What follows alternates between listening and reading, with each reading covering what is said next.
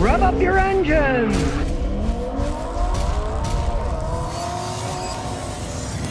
Today we got a Scion. The guy bought it used in April, and unfortunately he got ripped off. He had to put another engine, but smartly he paid $700 for a used one from a car that was in a high-speed chase. Hey, good idea. You know, you get in a big wreck, you know the engine was going pretty good, and he paid $1,200 to have the guy put in. So let's look under the hood. These are very good engines. Now, he thought that the guy raced, I think the guy did race it around because he's got this cold air intake system on it. No, I'm not really a fan of these because you got to tune them right. A lot of guys don't know how to tune them right. We'll see what the data is when we hook everything up to see how it goes. That engine is the main problem with these, and since the old engine is gone and it was replaced with a modern one that obviously fit because he's driving it around, and he hasn't any problem with the newer engine because it's not the one that had the bad piston rings like the 2.4 liter one did. If you're ever looking at a Scion and you look under the hood, well, in this case you can't because that sticker's gone. Who knows what this hood came off of? You find out what size engine it has in it, you can use the VIN number, and if it's a 2.4 liter, pull out the spark plugs. If they're all covered with burnt carbon, it's an oil burner, don't buy the car. 2.4 bad. Don't really probably buy one unless they have a certificate from Toyota. Toyota did rebuild a few of them free. If they have the Toyota certificate that says they rebuilt them, because the only thing wrong was the piston rings. You could still drive them forever. The problem is, as the oil burnt, you had to keep adding it in. And if you don't add it in, then the engine blows up, right? This, they don't have that problem, so they don't have to think about it. Now we'll look inside and we can see it's a manual transmission. The automatics didn't really have any particular problems, but it's a lot more performance oriented. And he said the guy originally had some kind of tuner kit in that he had taken out by another mechanic. So I'm assuming the guy did race it around. He doesn't have to worry about that because the engine that raced around is in a junkyard now. This is a completely different engine, and manual transmissions can take a lot. If it doesn't grind in the gears when I drive it, it's perfectly fine. They can take a big beating. Toyota, Ace, and make great manual transmissions. They're pretty bulletproof. So before we put the computer on, let's give it a crank over. He put in an H1 racing clutch. They're a little on the noisy side, but they work, so who cares? And as you can hear, not the stock exhaust system either. It's a Tennessee car. They didn't do any kind of emissions testing whatsoever, so we don't care. Now I'm hoping this guy has got himself a good car because he's had really bad luck. He's an Army guy and he's being netted out of that because he got injured. And he's had his last two cars smashed out under him by people running into him. So maybe, what do they say, third time's a charm? Standalone diagnosis. It's reading it. I already read the VIN. It's got the newer 2.5 liter. And he just told me, you can see the side view mirror there's broken. Well, the tornado a few weeks ago, there was half a mile down there. It didn't get his car, but debris knocked his window out. So I guess small miracle there, you know. He could have had two of his cars destroyed by people and a third one by a tornado. Here we go. We can do a topology scan. While it's doing it, we'll look around. There's a nice little sporty cars, you know. There's a little bit of room in the back seat, but it's mainly a zip around little sports car. Not that many family people mess with manual transmissions. It's held up, it's not melted or anything. And other than the tornado knocking off the side view mirror, okay, it's done. It's got 4 trouble codes. We'll take a look at them. They probably aren't that big of a deal. It's got an AC code. Well, we'll check it out. The ambient temperature sensor circuit. Well, I said the AC both code. What that is there's stupid sensors in here to measure the temperature inside and all that, blah, blah, blah. So when you set the temperature, it's whatever temperature you want to set it at. I've tested them out. I was gonna laugh because if you put it on heat, it's heat. And if you put it on cold, it's cold.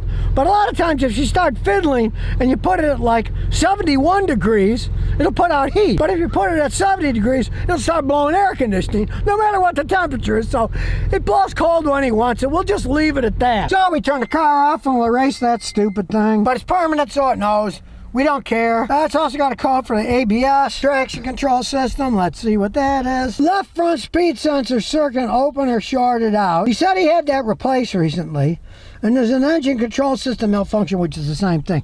So let's try something. We're gonna erase the code. And as we see, got rid of those codes. So either the guy that replaced the sensor didn't reset the code, or it wasn't the sensor. Instead, it was the wiring or even the main computer. These traction control systems are extremely complex. And if you get a problem, say in the computer module, in the wiring, all it does is revert to normal non-ABS brakes. This is a manual transmission. People that drive them generally know how to drive cars. None of the wrecks he was in were his fault. People hit him, so we'll see what happens when we road test it. But for now, what kind of overall shape everything's in by starting the engine, and we'll go to the engine data. Now I do have to say, whoever put that cold air intake must have done a pretty good job, because it didn't trip any engine codes. A lot of times it'll trip running too rich, running too lean, stuff like that, and it didn't. So whoever put that on must have had it programmed correctly.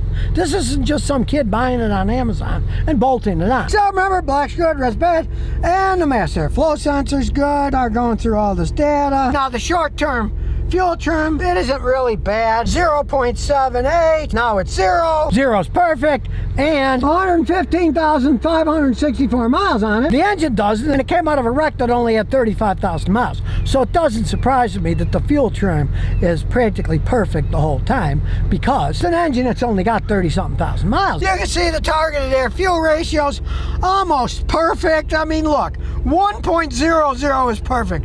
So it's off 1/1000. So, you know, we really don't care. I mean, look at it. Well, now it's 1. This is perfect. Oh, now it's off a little. Oh, it's perfect. One should never quibble about 1/1000%.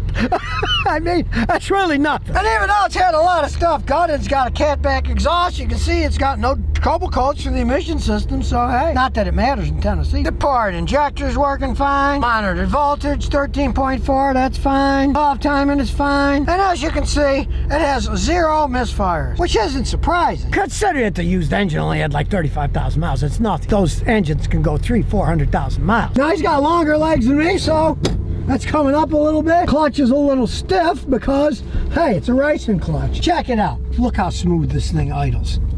The maintenance require's on because it needs the oil change, and the tire pressure monitoring system's never going to work. I'm sure half of the sensors don't even have batteries in them anymore. The newer little Toyota sports cars aren't Toyotas. They're really Subarus. And I don't like Subaru boxer engines. I am not a fan. They're kind of cheaply made. They do not hold up like a Toyota. The engine in this thing might go 300,000-400,000 more miles, unless somebody runs into them again. And you can hear it's got that catback exhaust, but you don't hear something that you don't want to hear. It's not backfiring. That means it's running perfect. Whoever set this thing up with that cold air intake, they knew what they were doing. We're coming to our little drag strip. I'm looking behind.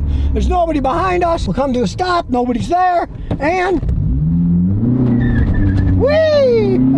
Hey, it's a fun little car to drive. And of course, realize he has a more modern engine that not only doesn't have bad piston rings, it's also faster. This is a fun little car to drive around in. Even though he got ripped off in the original engine blue, hey, it's actually better. And for what he put into the car, a couple grand something, hey, he's better off with this. This thing might last forever. So there we have it. It still runs really good. Sure, he kind of got ripped off, but he kind of didn't, because he likes going fast. I mean, it's a fun little car. And I gotta say, I'm not a cold air intake fan, but whoever did this programmed it right, because it didn't make it rich or lean, and it didn't backfire when we went hard. So the rest of the paint is good. If he wants to get it painted and stuff, he can get the hood painted. You just pull it off and paint it. That's all. You don't have to do it on a car. It just bolts off, and you can see here the clear coat kind of faded. Who knows? Maybe he'll paint the whole thing, maybe he won't. But running wise, it's an excellent vehicle. It's not a Subaru.